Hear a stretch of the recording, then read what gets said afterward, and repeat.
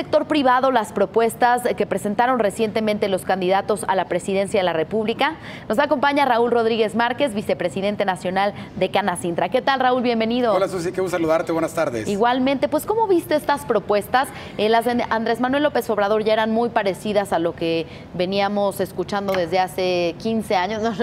En los últimos meses. Y por otro lado, pues vemos propuestas de José Antonio Meade y de Ricardo Anaya que no habían hablado. Específicamente en el tema económico, en el tema financiero, ¿cómo las viste? Yo siento, si me permites un comentario, que este año va a ser un año inédito. Por primera vez en muchos años vamos a tener una competencia electoral de más de 3,400 posiciones de representación electoral. Porque no solamente es la presidencia de la República, es el Congreso Federal, que son los 500 diputados más los 128 senadores, son 9 gobernaturas, una cantidad enorme de congresos estatales y presidentes municipales. Y acuérdense que ahora ya tenemos el tema de reelección. Entonces, lo que el sector privado busca, evidentemente la parte más importante es la presidencia de la República, la plataforma donde va a dirigir este país los próximos 6 años. Creemos que apenas estamos entrando en este tema de la confusión con el INE, de las precampañas, intercampaña y luego realmente que inicien las campañas a partir del finales de marzo, propuestas que queremos ver con más solidez. Sin duda, lo que estamos analizando en el sector privado, y déjame hacer un paréntesis, nosotros por definición somos organismos apartidistas, más no apolíticos. ¿Cuál es la diferencia? Nosotros no tenemos que, por estatutos, nuestros organismos definir o tener una tendencia, un favoritismo a tal o cual partido. Pero sí tenemos la obligación, y lo estamos haciendo, como has dado cuenta, de participar en la política a través de las propuestas, a través de exigir, de proponer y dar seguimiento a estas. Sin duda, lo que hasta ahora hemos visto, acuérdense que apenas viene lo importante a partir de finales de marzo, que son las campañas, y que hay una restricción en esta pausa por el INE de que los candidatos no pueden hacer campaña no pueden hacer propuestas, perdón, en su campaña. Lo que nosotros queremos ver son propuestas claras, con 3 finalidades, o con 3 objetivos o características. Propuestas que sean viables, o sea, podemos decir muchas cosas y podemos desear muchas cosas, pero si no tiene un sustento real económico. Propuestas que tengan viabilidad y propuestas que incluyan a los sectores económicos, a los sectores de la sociedad civil, para que estas puedan ser realizadas. El país tiene un gran reto, tenemos muchos retos, sin duda, tenemos varias asignaturas. Si tú me dices, define los 3 principales retos, sin duda yo te diría, el primero es el problema de la inseguridad, el segundo de la corrupción y el tercero de la desigualdad. De ahí derivan una serie de cuestiones que nosotros como sector empresarial, y por eso lo que bien comentas del día de hoy, que nuestro presidente del Consejo Económico Empresarial, Juan Pablo Castañón, plantea que debemos de tener los mejores perfiles para el Congreso, quienes van a definir la norma jurídica de nuestras leyes. Los mejores perfiles, no las cuotas partidistas, sino quienes realmente puedan aportar más a México, sin demagogia, sin estilos diferentes, sino con una claridad de aportación. El país, Susi, y con eso termino, no debe de alguna manera ya limitar a experimentar. Ya no podemos probar, ya no podemos caer en esquemas de margen, de prueba y error. Tenemos que entrar con cosas muy claras porque los retos son muy, muy grandes. Y precisamente sobre estas propuestas, la viabilidad de estas propuestas, ¿qué nos dices, por ejemplo, de la propuesta de Andrés Manuel López Obrador, en la que dice que no habrá aumento al ISR, al IVA, ni aumento en los precios de los energéticos? ¿Realmente lo ves viable? Porque digo, todos quisiéramos eso, ¿no? Pero ¿qué tan viable es y qué tan positivo es tener una economía donde no haya libre mercado, porque estos precios estarían controlados? Claro, él ha manejado de manera preliminar el tema de la economía mixta, regresar a procesos que ya dejamos atrás. Habría que revisar exactamente las propuestas específicas. De entrada te diríamos que lo vemos un poco probable, dado que el país necesita recursos. Somos uno de los países que, de acuerdo a la OCDE, tenemos menor captación o recaudación fiscal. Estamos fortalecerla.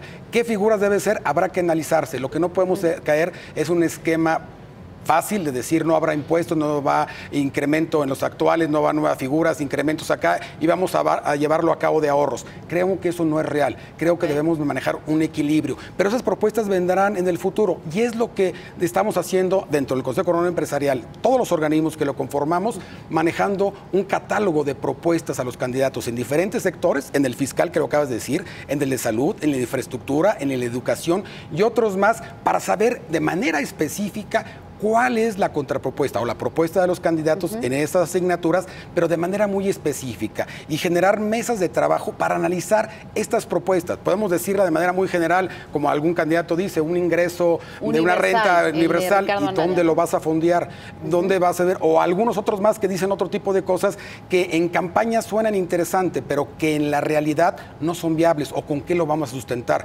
Estamos saliendo de un problema fuerte de deuda interna, que creo que vamos encaminados bien, pero no vamos a financiarlo, como en el caso de Estados Unidos, a través de generación de más deuda, que es lo que está haciendo ahorita el presidente Trump con su reforma fiscal en Estados Unidos. Va a acabar financiándolo con deuda interna. Nuestro país no quiere eso. Entonces, de alguna manera, lo que queremos es entrar en esa etapa de una gran interacción con los candidatos en todos los niveles, desde los perfiles de presidente de la República, de los legisladores y, por supuesto, de algunos más que tomen decisiones. Recordemos, como decía al principio, que esto tiene que ver también con un carácter regional. Entonces, de alguna manera, en nuestro caso, como déjame te hablo ahora como Canacintra, que tenemos 78 delegaciones en toda la República con más de 50,000 agremiados, evidentemente nuestra interacción con la gente que tenemos cerca, que es el gobierno del Estado, que es el candidato, el presidente municipal o el diputado local, va a ser un sector. El diputado federal o el senador es otro y el presidente de la República es otro. Y todos deben converger en lo mismo. Y eso es lo que nosotros vamos a plantear. Ya que hablábamos de esta propuesta, perdón que me regrese un poco de Ricardo Anaya, también,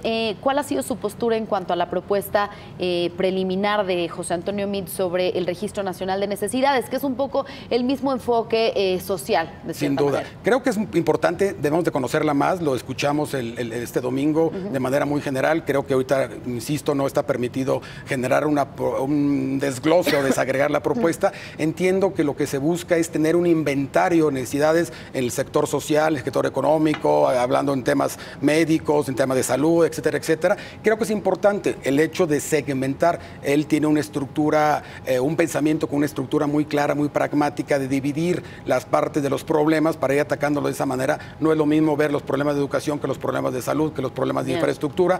Creo que a eso se refiere con ánimo de entenderle más. Lo que sí te digo es que para nosotros es de gran interés estar muy cerca, plantearlos, y como sociedad civil vamos a exigir eso. Y específicamente sobre los candidatos a la presidencia de la República, ¿cuándo esperan empezar ya estas mesas de trabajo, de diálogo con ellos? Sin duda, en cuanto inicie la campaña, ya hay acercamientos de nuestros organismos empresariales con sus coordinaciones de campaña para que cuando la ley se lo permita, que entendemos que es a inicios de abril, finales de marzo, inicios de abril, poder agendarlo con cada uno de ellos. Nosotros, insisto, somos apartidistas, pero sí somos políticos o somos pro política pública para generación de desarrollo económico del país. ¿Esto ya se había hecho en otros cambios de sexenio o notas en esta ocasión pues una mayor preocupación del sector empresarial? Sin duda hay una mayor preocupación. Creo que los retos, decíamos hace un momento, son mayores. Sin duda las ventanas de oportunidad se multiplican. Creo que el tema de la incertidumbre ante un tratado de libre comercio pues está ahí y no va a resolverse, creemos nosotros, en el muy corto plazo.